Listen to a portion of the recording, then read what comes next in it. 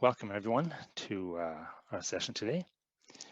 Um, I'm Rob Goetze. My pronouns are he, him, they, and them. I'm a business analyst, the major events lead for the Employee Resource Group, and member of the Connect Committee.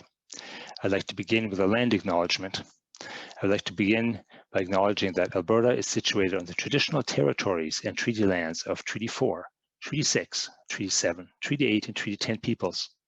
I also acknowledge the Métis who have a deep connection with this land. I acknowledge the many First Nations, Métis and Inuit who have lived in and cared for the land for generations. Of particular relevance to our topic, I would also like to acknowledge that many Indigenous nations include individuals with genders other than male and female.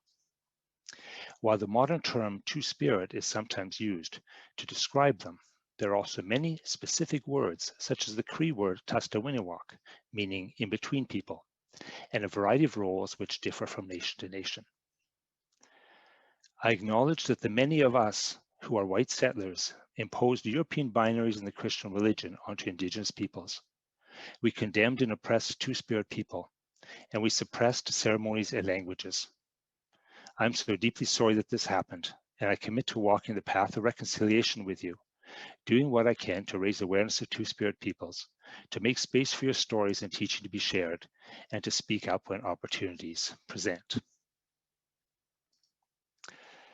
Today's agenda.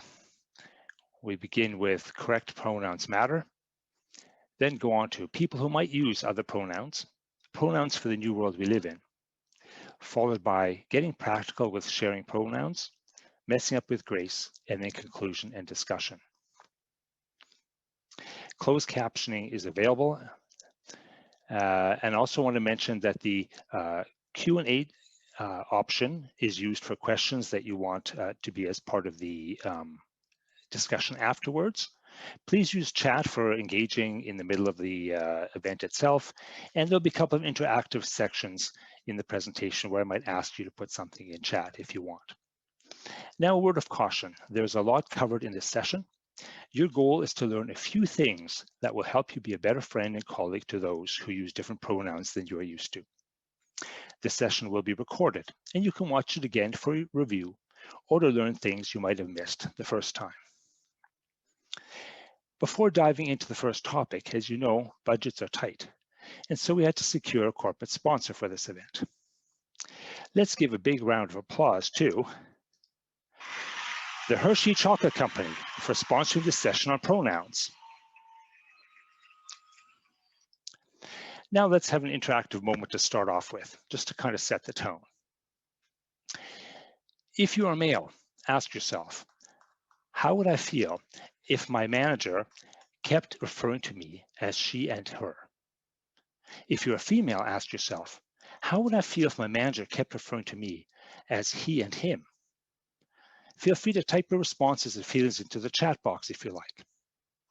If you do not identify as male or female, you probably already know too much about what this feels like.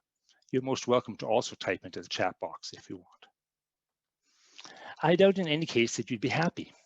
In fact, you'd probably get quite irritated and possibly angered by this if it kept on for more than, a day, a week, or less. So pronouns clearly matter. They matter to you, right? Correct pronouns matter. Pronouns matter because they matter to you, and they matter because they matter to others, friends, family, neighbors, colleagues, clients, strangers. Someone said, privilege me is, it's a privilege not to have to worry about how someone will gender you as a result of how they perceive your gender identity. Privilege is never having to give a thought as to how other people refer to you, and therefore never giving a thought as to how you refer to others. Many of us are privileged when it comes to pronouns. Thanks for coming to this event to learn more about being an active ally when it comes to using pronouns. The word of the day, misgender. Misgender, to incorrectly identify the gender of a person, either accidentally or on purpose. This includes incorrect pronouns, for example, referring to a woman as he and him, or to a man as she and her, referring to a non-binary person as she or he. This includes incorrect nouns and adjectives, for example, referring to a transgender woman as that man, referring to a man as a stewardess or an actress. Or the example seen on the screen, Ryan purposely misgendered Morgan, referring to her as a fireman.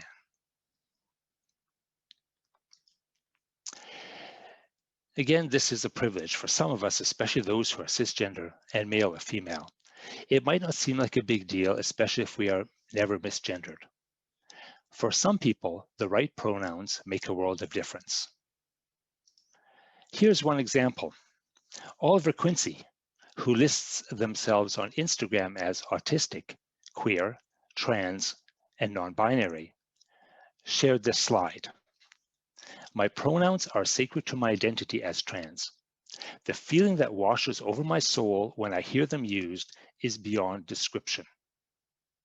I can't imagine such a feeling because I take my pronouns for granted. For Oliver, the feeling when the right pronouns are used for them is, quote, beyond description. Well, let's do a grammar lesson review. Male pronouns, he, him, and his. He gave his sandwich to him. Female pronouns are she, her, and hers. She dropped her son off at her grandma's. Plural pronoun, they, them, theirs. After the players won their game, they went for ice cream. So that's all there is, right? Because there's only men and women, boys and girls. That is the traditional Western view. But as Jorge Santos shared on Instagram, the gender binary is a colonial construct. This is a picture, by the way, of Wewa, a Zuni Himana or third gender person in the Zuni Pueblo of New Mexico in the late 1800s. Jorge continued, prior to European contact, many North American indigenous cultures viewed gender and sexuality as fluid and beyond the strict male gender binary we know today. So let's have a look at how we can broaden this understanding. We go from there's male and there's female to a spectrum with male at one end and female at the other end and sort of a range in between those to even greater complexity. And I'm not sure how to describe these diagrams, especially for those who are visually impaired and might not be able to see them very well. But we have, on one hand, a circle with blends of pink, purple, and white, and at the four quadrants, non-binary, masculine, agender, and feminine. On the other side, we have what looks like blotches of various rainbow colors, blotched together with an XYZ axis. And it would take far more time than we have today to explain what these even might mean. But the real point is the Western view is limited. The colonial binary leaves out numerous peoples who are not easy to find as male or female. That's why sharing pronouns is important, and we'll get to more of that a little later. People who might use different pronouns. For a start, non-binary folks and agender people. So non-binary folks do not identify as either exclusively male or female. They see themselves somewhere in the spectrum. Agender people do not identify themselves with any particular gender at all. So obviously, if someone doesn't identify as male or female, they're not likely to want to have he, him, or she, her used for themselves, which is why we need alternatives. Transgender people. Transgender refers to someone whose gender identity does not match the biological sex they were assigned at birth. Trans, sometimes with an asterisk, can also be broader, a person whose self-identity does not fit with conventional understandings of male or female gender. Some of these people need other pronouns. Others are good with he, him, or she, her. But perhaps their pronouns do not match what people expect from seeing their exterior appearance. So it is important to have opportunities to share and specify how they want to be referred to. Two-spirit people. Two-spirit refers to indigenous peoples on Turtle Island who were and are a third or even fourth, sometimes fifth or sixth, gender, and thus had specific roles and responsibilities in their nations.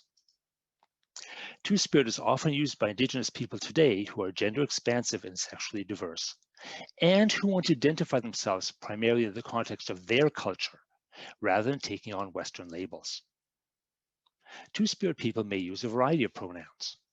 For example, Warren Winnipeg, Blackfoot from Siksika Nation, is a Two-Spirit cultural lead who has given blessing and shared teaching at some of our Pride events. He uses he/him pronouns. On the other hand, Jeff Chalafu, executive director of the Edmonton Two-Spirit Society, uses they/them as pronouns. So it varies. Then gender in other non-Western cultures, and I'm just giving one example here. Métis, spelled without the S, is a term used in the country of Nepal, referring to a feminine displaying and masculine-bodied individual. Métis are an officially recognized third gender in the country of Nepal as of a Supreme Court ruling in 2007, able to have a government-issued ID card listing both as the option under gender. So they might want to use different pronouns. This is just one example of the many different peoples and cultures in other parts of the world that do not stick with a gender binary. Intersex people. Intersex people are individuals born with any of several variations in sex characteristics that, according to the Office of the United Nations High Commissioner for Human Rights, do not fit the typical definitions for male or female bodies. An Australian survey in 2015 found 25% of intersex respondents chose a variety of other options to male or female when asked about gender identity. Clearly, that 25% of people who chose other options would likely choose other options for the pronouns as well, other than he or she. Then there's gender fluid people for whom identity and expression might shift. As Camille Ashandara said, I often battle with whether I should resist the binary by refusing to identify with she at all, or labor to expand its scope. Yet I've realized that I don't have to pick. Fluidity is masc, femme, both, and neither. I use they and she to honor this delicate intersection. Then there's people with gender-neutral names. You receive an email from someone named Pat, and it's like, well, is it short for Patrick and Patricia? It might not usually matter, but what if they're arranging to meet you at a meeting? And it'd be nice to go up to the right person and say, hi, Pat, I'm so-and-so. Or Morgan, which is a gender-neutral name. Or then there's people with unfamiliar or ambiguous names. For example, the name Chung. Is this a male first name or a female first name? Turns out it's Korean, and it's used for men and for women, and it can also be a surname. So knowing the person's pronouns could be helpful. The name Tuma. I grew up in an Italian neighborhood, and the typical rule there was if a name ends in O, it's a boy's name, like Carlo and Mario. And if it ends in A, it's usually a girl's name, like Maria or Carla. Well, it turns out Tuma is an Assyrian name, and it's a boy's name. Pronouns for the new world we live in, and for the pre-colonial world that has been here for a very long time. So the first one is the increasingly common gender-neutral singular they. They, them, and their. The person on the phone, so that's one person, they said that their benefits ran out, and they're wondering if we can help them. Morgan called, and they told me that their blood test results came back, and they're quite sick. Do you see that person, that one person over there? I helped them, and now they have a ride to go pick up their paperwork. Wait a minute, someone's going to say. They isn't a singular pronoun. Well, the Oxford English Dictionary, which, sometimes is considered a authority on such things, traces singular they back to 1375, where it appears in, yes, you guessed it, the medieval romance, William and the Werewolf. And no, that's not a joke, that's seriously. And then there's a singular they in the future. We are the Borg, our pronouns are they, them. Resistance is futile, you will be assimilated. So if you're still having trouble with the idea of using they for a single person, ask yourself, is grammar the hill you want to die on? In other words, do you want to be known as the person who cares so much about their understanding of grammar that you aren't willing to respect others' pronouns, that you aren't willing to stretch to respect how other people would like to be referred to? Well, so that's they as a possible pronoun. Then we have other gender-neutral pronoun options. This is the ones I could find. There might be a few more. I'm going to read some of these columns for the benefit of those who have trouble seeing this. Air, self. Per, self. And I don't know how you put these in sentences. It's kind of probably like he, him, his, or they, them, theirs. Yo, yo's, yourself. Oh my, the closed captioning is doing wonders with this. Anyway, these are some of the options. And there's one more option I came across recently, it and its. And when I first heard this, I thought, I don't think I'd want to use a pronoun like it or its. I mean, that's an inanimate object. I'm a person. And then I read about Julian Talamantes Brolaski, a two-spirit individual who lives in the Chumash territory of California. Pronouns are it and its. And here's the explanation. You know, like the sky and the grass and the bird, Brolaski said, where you can't tell what it is. I love that explanation. I love why it uses the pronouns it, its. It just makes sense, given that explanation. Of course, it doesn't matter whether you have a good explanation from somebody or not, or an explanation that I like. It's a matter of this is the person's choice as to the pronouns they want to be used by. Other two-spirit people use they, them, or he, him, or she, her, or whatever.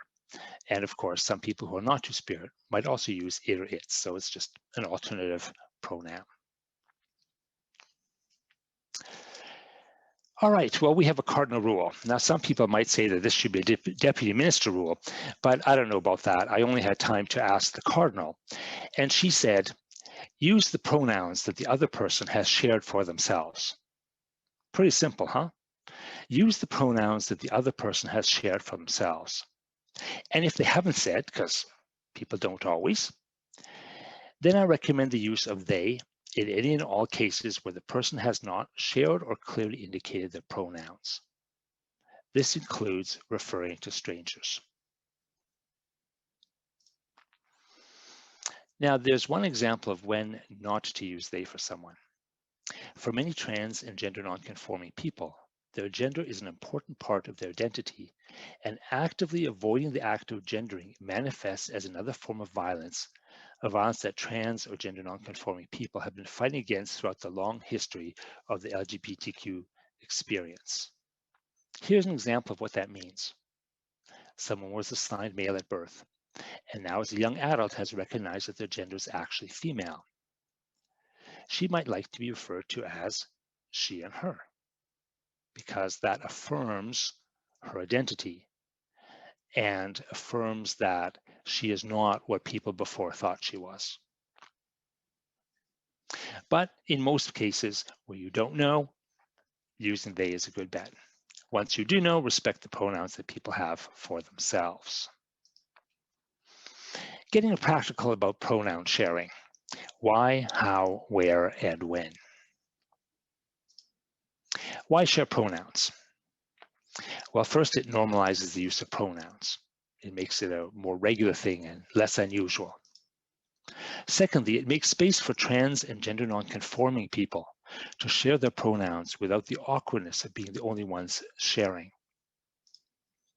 Third, it generally signals that the person sharing is an ally of transgender and gender nonconforming folks. And philosophically, sharing pronouns has a role as well. Skylar Baylor says, it dismantles the idea that gender expression, how we present ourselves and are received, always equals gender identity, who we know ourselves to be. The gender binary says, if it looks like a man, it's a man, and if it looks like a woman, it's a woman. Those are the two options colonialism offers, and in fact insists on. We share pronouns to say, the gender binary is wrong. Gender is far more complex. There are multiple gender-related options, as we have seen earlier. And the way people present themselves and are perceived does not always equal their gender identity. And yet another reason to share pronouns. The Trevor Project National Survey 2021, one of its findings was that transgender and non-binary youth who reported having pronouns respected by all the people they lived with attempted suicide at half the rate of those who did not have their pronouns respected by anyone with whom they lived. That is a vast difference, folks. Respecting pronouns might seem like a simple thing sometimes, but it can have a much bigger impact than we might know. Why not share pronouns? So this is especially relevant, not so much for the allies, but to people whose gender pronouns are other than he, him, or she, her, or whose pronouns do not match their gender presentation.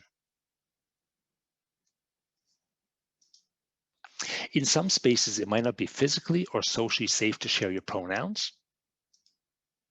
And it might just involve too much emotional labor if it results in questions you don't want to answer, or simply just too many questions.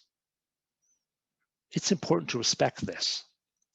This can also explain why the person who identified themselves with they, them at the employee resource group meeting might not list their pronouns in their work email signature. It's an unfortunate reality of our world that it's still sometimes better not to share pronouns if it is not safe for some reason. This is where allies can play a key role, helping normalize the use of pronouns and by keeping pronoun sharing optional. How to share pronouns. Invite people to share the pronouns. Make space for people to share the pronouns. And we'll see some specific ways to do that further on. Sharing pronouns is always optional. It is never an obligation. Why is it always optional? Well, first, some people might not have done this before, so they might feel awkward and not know what to do.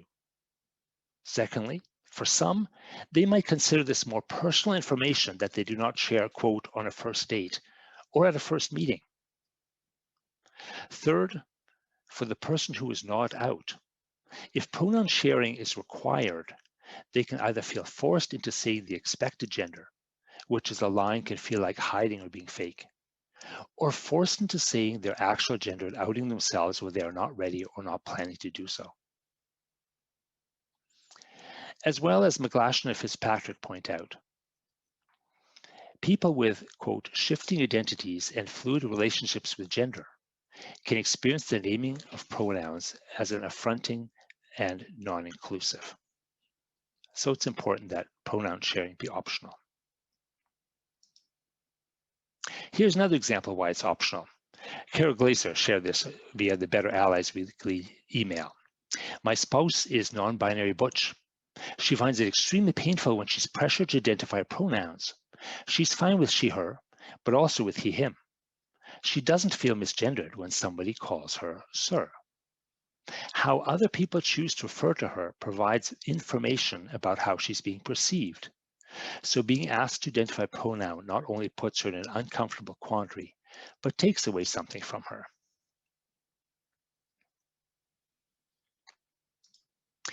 Phrasing, what to say. It's pretty simple. My pronouns are, or I choose to use such and such as my pronouns. Not I choose, sorry. I use such and such. Or you can ask, what pronouns do you want me to use for you? What not to say, my preferred pronouns are, or what are your preferred pronouns? Why? Because preferences are for ice cream, for clothing brands, TV shows maybe. For example, I prefer chocolate ice cream, but if you only have vanilla, I'm good with that too. Except for Carol Glaser's spouse mentioned a few slides ago. I don't know anybody who says things like, I prefer he, him, his, but if you want, you can also call me she, her, hers.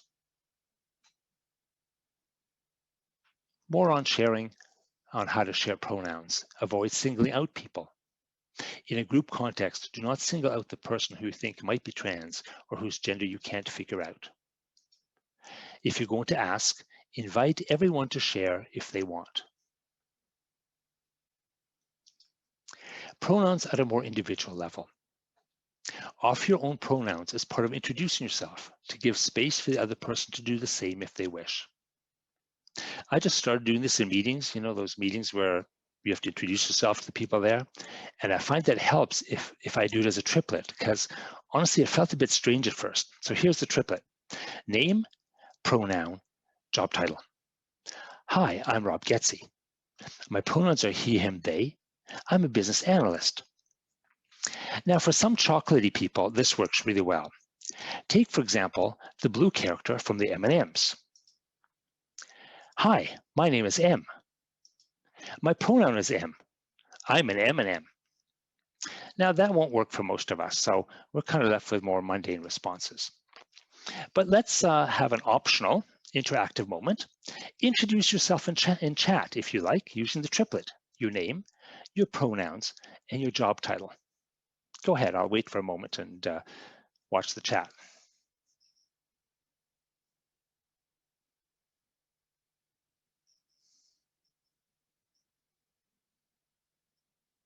Anyone?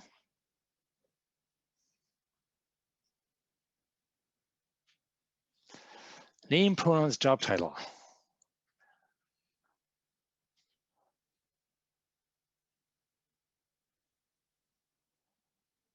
Great, there's one person and another person. Good, thank you. See, it's not that hard, is it? We just have to kind of get used to it. And of course, it's easier to try in a context like this where we're all doing it together, right?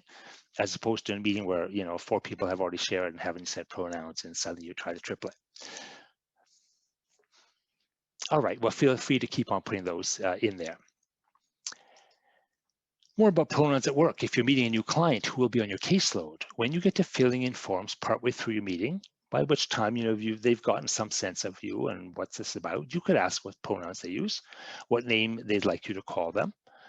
By asking partway through, it can seem more natural. At work, if you need to consult a colleague about the person who is with you, and you haven't asked that person their pronouns, use they and them to refer to the person, unless they've asked you to use something else. Here's an example of someone using the triplet. A real example, this is Keith King. Keith King is a registered nurse with Alberta Health Services who identifies as Two-Spirit and Métis. And this is from an interview he gave. He said, when I greet a new patient, I'll say, hi, my name's Keith. I'm a registered nurse and my pronouns are he, him. What can I do for you today, King said. And that just sets the stage for the conversation in case that is an issue. King continues that simple introduction has led some young patients who came in for a routine medical care to open up about their gender dysphoria, so he could direct them to the right medical and mental health supports. A few have come back later to tell him it literally saved their lives. For most of us, sharing our pronouns may not make such a profound difference, but it still helps move our environment and society forward to being a safer, more accepting place. Okay, interactive moment number 3. This is the last one. It's also optional. Introduce yourself in chat, giving a pronoun that you don't actually use for yourself, a pronoun that people don't know you by. Just try something out. There's some examples here on the screen from the chart previously. I saw at least 5 or 6 people put their real pronouns in chat. I'm sure we get a few more putting, one of the other ones that they don't actually use.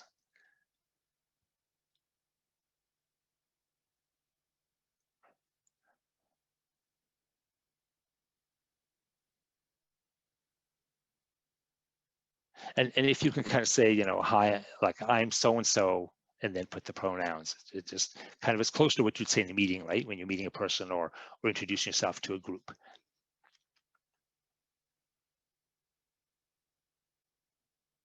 So I can't tell, obviously, how many people are typing or thinking about this as we're going, but, imagine if one of these other ones were your actual pronouns, and yet everyone else in the chat or who introduced themselves in the meeting had only used he, him, and she, her. How likely would you be able to share your pronouns? How easy or difficult would it be for you to say pronouns that are out of the norm of what is, happening in your workplace? So that might just give you a small sense of how hard it might be for some people to share their pronouns. Where to share pronouns? Everywhere. In chat boxes like we've been doing. With your name when on video conferences.